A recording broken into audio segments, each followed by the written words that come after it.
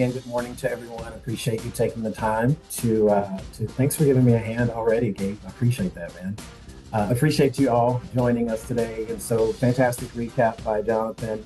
We're going to talk about assets today. And before we jump into a formal agenda, I'm going to tell a quick story about a deal that I almost had a major issue, and we almost lost it. And so, very studious young man. I guess it's been about a year ago at this point, I helped him close on his first home. He was pulling money out of his account, out of his main checking account as cash every single month, and he was putting it in a safe. He wanted to make sure it was kind of out of the way. He didn't have a savings account at the time, but he wanted to make sure it was out of the way, and that's how he was saving up for his down payment. About a week into the process, he was advised by his real estate agent, sorry, real estate agent friends, to just deposit that large sum of money that he was going to be using for his down payment into his account. Um, we, I'll give a quick fast forward to the punchline. We were able to save the deal, obviously, but it did create some significant headache for us because we now have this a huge sum of money. I think it was like 8 grand that we have to source. We'll talk about some of those terms in just a moment. And of course, underwriting is going to question, where is this money coming from? Why was it deposited as cash? This particular young man actually worked for Brinks Home Security, so he drives the big cash trucks around. And so, my mind immediately went to underwriting is going to think some kind of heist happened, and he pulled a little bit off of the side, right? So we worked through the scenario. Again, he was able to close. We had a couple of options for doing so. We were able to move forward and ultimately save the deal. But this is part of what we're going to talk about today. So I'm going to give you a live poll. All right. A buyer's bank statement shows a random $8,000 deposit, as in the case of my buyer. What is going to happen next? Option A is nothing. It's their money. It's in their account. B, the lender is going to ignore it because it's under $10,000. C, the lender will ask for a paper trail. I don't want to see where it's coming from. Or D, automatic loan denial. A, nothing. B, the lender's going to ignore it because it's under 10K. C, the lender's going to ask for a paper trail. D, automatic loan denial. All right. I see 5 of you have chimed in, and you are all absolutely correct in that C, the lender is going to want to ask for a paper trail. They're going to want to understand where that money came from, how did it get to your account. A lot of folks assume that if the money is in the account, the buyer is good to go. And that unfortunately is not how underwriting works. All right. So again, we're going to jump into a few of those topics today. I want to kill an initial myth as we get started. And ironically, with the timing of this, I've actually been doing a few videos, educational videos on various myths that exist in our particular industry. And one of those myths is that 20% down is required for anyone pursuing a loan. And I know that we all know this, but I'll just restate it. 20% down is not a requirement for a loan. For conventional loans, we can go as low as 3% down.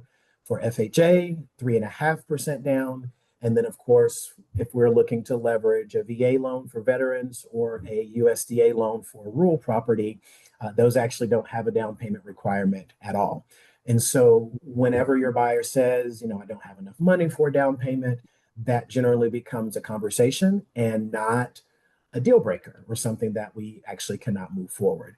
So I want to ask just really quickly, if you all can just pop in the chat once again, or if you want to speak up, that's fine as well. What is the type of loan that you all are seeing most often with your buyers? It can be one of the 4 I just mentioned: conventional, FHA, VA, USDA. Maybe it's an investment type of loan. Maybe it is a DSCR loan. I won't give too much of a a preview into our next week's session, but there are other types of loans outside of those big four. So I see FHA, I see conventional. Anyone else? What type of loans are you seeing most often?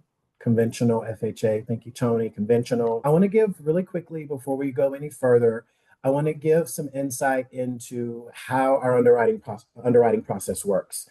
And specifically, not to get into a ton of details, but I liken our underwriting system, and I'll call it our pre-underwriting system. So we have the ability as lenders to essentially go through kind of a mock scenario based on this information. We put information through, it's called an automated underwriting system, and that's how we generate pre-approvals. And I liken that to almost social media in some ways, where Facebook and Instagram and a lot of these social media platforms use a, I'll call it a reward-based approach, where if you're posting at the right times, or if you are posting something with some specific trigger words, if you're posting often, they use algorithms to come up with the frequency at which they show your information to other people. That's why some of your posts get a lot of engagement, some of your posts get no engagement at all, depending on what you're posting.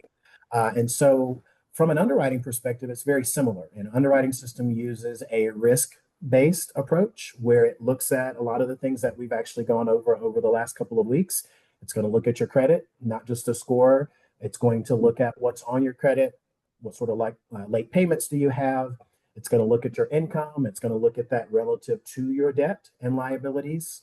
And then, as we're talking about today, it's going to look at your assets. And the reason that I'm mentioning that specifically is because you can facilitate specific scenarios within this underwriting system, and the underwriting system will tell you if it likes that scenario or not. And that's how we as lenders, again, generate certain situations and pre-approvals, and we ask for different information from buyers, assets being one of those, because it can actually trigger a different result depending on what we provide. And so here's one example. And conventional is definitely notorious for this, which we're seeing, but also FHA. If we put in a simple underwriting scenario where a buyer has, standard income, their W-2, let's say they've been on their job for 10 years, very steady income. Maybe their credit's a little flawed. Maybe they've got a few, missed payments from a couple of years ago. Depending on that particular situation, there's the possibility to run a scenario where the underwriting system does not like it as is. So the income situation we talked about, some issues on credit, and it may not like that particular scenario. We can actually add assets, additional money in savings. This is why we ask for that information up front. Maybe they've got $5,000 in an IRA or retirement account that they've been contributing in for the last few years. We can actually put in assets which translate to a term called reserves. And reserves, most of you, I assume, are familiar with Dave Ramsey and his concept of an emergency fund, or essentially where you set aside a certain number of months of expenses. It works very similar in the mortgage industry, where reserves translates to money that you have above your down payment requirement that can essentially equate to additional monthly payments. So should something go awry, should something happen, you've got some money to fall back on. And if we can show that a borrower has, 2 to 3 months of reserves, additional money, whether it's in a savings account or retirement account, that may actually flip that underwriting decision from either not being approved at all, or perhaps, what we refer to as a manual underwriting scenario, to actually being an approvable scenario that we can progress to the next phase in underwriting. And so very, very helpful in a case where the buyer may have some money that we can source, of course, as we talked about before, and we can actually leverage that to trigger a different result. All right. So I'm going to go to the next section here. As you guys have questions, feel free to put them in the chat, or input. Feel free to speak up as well. So the next thing we're going to talk about is where the money comes from, where it can come from, where it can't come from, because these are actually really, really important questions. Again, lenders don't just care that the money is there. We are going to care, and underwriting is going to care, where it came from, how long it's been there, we talked about, I mentioned a term or threw it at you earlier in the session, sourcing. There's another term called seasoning. And so I want to give you a general rule of thumb. If the money has been sitting in an account for 2 months, you'll likely recall or maybe have heard from buyers that we generally ask buyers for around 2 months of bank statements. If the money's been in the account for that full 2 months, we generally don't have an issue. It's been seasoned appropriately, and we can use that money for down payment, closing costs, what have you, as it relates to the loan process. However, if there is a large unexplained deposit, it shows up within that window of time, we have to ask about it as lenders. Underwriting is going to want to know about it. They're going to want to know where it came from, how you acquired it, etc. And if we can't explain it with some paperwork, some explanations, we may not be able to use it. And so even though a borrower has 8 grand in their account, if we can't come up with an explanation as to how it got there and it's a legitimate one, we may not be able to use that money, which of course, could kill a deal. All right. I'm going to do a second poll really quickly. And the question is, how many months of bank statements do lenders require? A, 1 month, B, 2 months, C, 6 months, and then D, it depends on the loan program. 1 month, A, 2 months, B, C, 6 months, or D, it depends on the loan program. I see 6 months. I see D, loan program. D, D. All right, perfect. The correct answer is D, that it depends on the loan program. In most cases, again, as we're dealing with the types of loans that you all have referenced today, conventional, VA, FHA, we are generally going to want to see 2 months for those programs. We do have other unique programs. And again, some of this will be covered next week, where we're going to want 12 months or 24 months of bank statements to qualify you for that particular program. But ultimately, it is going to depend on the specific program. And generally speaking, we're going to want to see 2 months of bank statements. All right. You guys are intrigued either by the conversation or you're multitasking. I'm hoping it's A, but I'm going to keep going either way. All right. We're going to talk about reserves next. And so reserves trip people up because the term sounds like it is down payment money in a lot of cases, but it's actually not that. And so if you think about, let's just have a really easy example. Let's say a client has $5,000 in their account. I'm sorry, $5,000 that is due for their closing cost after everything has been calculated, and they have $10,000 in their account. All right. So it's the money after that actual closing cost. Those closing costs have been satisfied. So they would actually have 5 grand in reserves. The 5,000 is going to be used towards closing the actual loan, and then they've got $5,000 in addition to that. And again, that money generally translates to additional mortgage payments, perhaps, that can be made if times got tough, if there was a job situation, a gap, etc. And so, that $5,000, just for easy math, let's say their mortgage payment's $1,000 a month. That would be on a $50,000 property here in Roanoke, but $1,000 a month, they would have 5 months of reserves, which again can make the overall underwriting scenario look more favorable. It can again trip a denial perhaps into potentially an approval. And so reserves can certainly be helpful. And again, to recap, it's once the dust has settled, what a buyer may have in their account after. All right.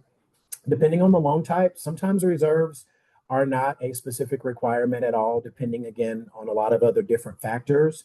But depending on the loan type, depending on the property type, buyers could actually need reserves to actually be able to be approved for the loan. And investment properties are a really good example for that. I'm not sure if you've all closed a ton of those, but in a lot of cases, if we are helping a buyer purchase an investment property, they generally need some reserves in order to qualify for that. And so just keep that in mind as you're having conversations as well. We do here at the Legacy team, we do try to get insight into what sort of reserves may be available for every pre-approval that we do. Again, it may not be needed in a lot of cases, but it's great to have that information available if we need it. And again, to be able to apply it in a scenario where we otherwise might not have a particular approval. All right. Any questions or any thoughts, comments, etc., that folks have about reserves specifically? All right, let's keep going. The next section we're going to cover, and we're going to be probably right on time today, but the next section we're going to talk about gift funds, and we're going to hit just a little bit on down payment assistance as well. So, gift funds, while I think conceptually a pretty easy an easy element to grasp. I think it can be a concept that's misunderstood sometimes in this process. So, specifically, relationship rules. A lot of folks think that just anyone can gift money to someone to be able to use for a down payment. That's not actually the case. We'll do a quick poll here in just a few moments, but similar to what we've talked about high level with assets, gift funds also do require a paper trail. So we do have to obtain some specific information about who the gift is coming from. We also essentially ask the giftor to acknowledge that this is not a loan, that there's no expectation that they have to repay the gift. And then again, the third critical element is again, who is it actually coming from? So I'm gonna launch a quick poll once again, and we're gonna ask you: can a buyer's college roommate gift them down payment funds? Can a college roommate gift them down payment funds? Option A is yes, anyone can gift. B, no, only certain relationship types qualify. C, only if notarized. And D, only on FHA loans. So again, A, yes, anyone. B, no, only certain types. C, only if notarized. Or D, only on FHA loans.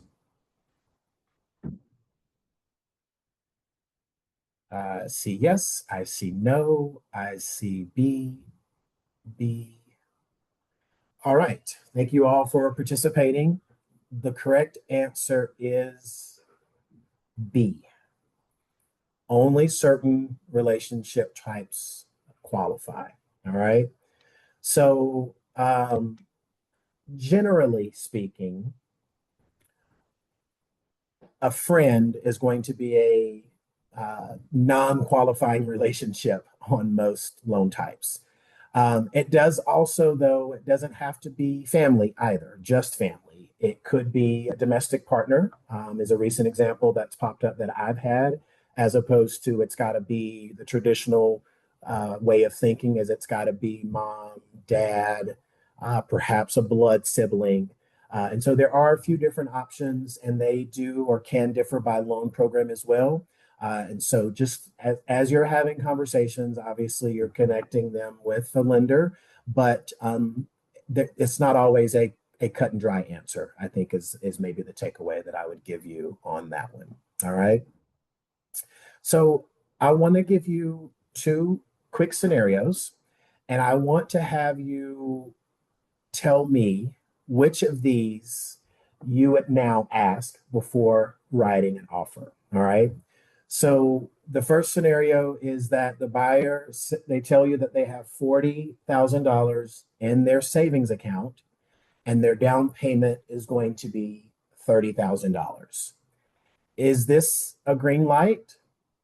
And if not, what questions would you potentially ask them as their agent before you move forward with the offer? I love that one, Leslie. Yeah. So, do they have additional funds to close, to move, etc.? This is definitely one of the questions that we try to probe and kind of ask. Just reserves overall, not as it relates to the mortgage process. It's certainly helpful for having that. But what happens if you move and the AC goes out in these 95-degree days and 100-degree days that we've been having recently? Do you have some money to pull from and be able? And again, nothing to do with the mortgage process necessarily. It's just expenses that may come up later down the road that you are actually planning for. So I love that. Summer, I always have my people confirm everything with the lender before we move forward. Love that. Love it. All right. Fantastic. We are winding down here, about 6 minutes left, and I'm going to give you a quick close and again, just kind of prep next week. And then I'll turn it back over to Jonathan in case he has any last comments before we close the session today. So, if you have to take away one thing today from this session in the 25 minutes that we've been discussing today, it is this: down payment, reserves, and gift funds all come down to one lender/ underwriting question. Can we prove where the money came from and that it's allowed to be there? I'll say that again. Can we prove where the money came from and that it's allowed to be there?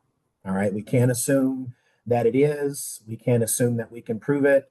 We want to get ahead of those things to hopefully mitigate any headache and concern as it relates to the process later on. We are going to close today's session on assets. Thank you so much for being here. Hope you have a great rest of the week.